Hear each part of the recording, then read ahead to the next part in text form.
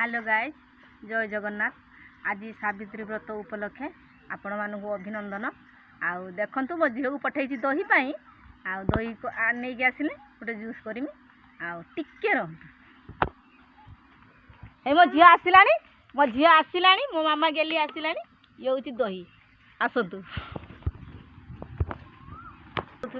Juice करने मु आगु सब फल सामग्री बनईकी ना करिकी रखी।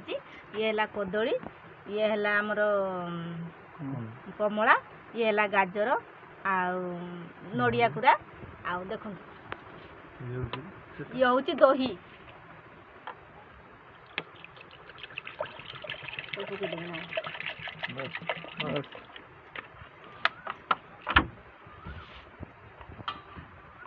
दुई थर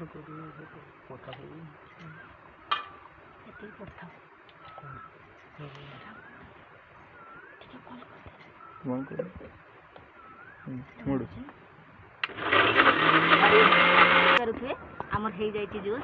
आसतु ठीक टेस्ट करवा केमती लगुच।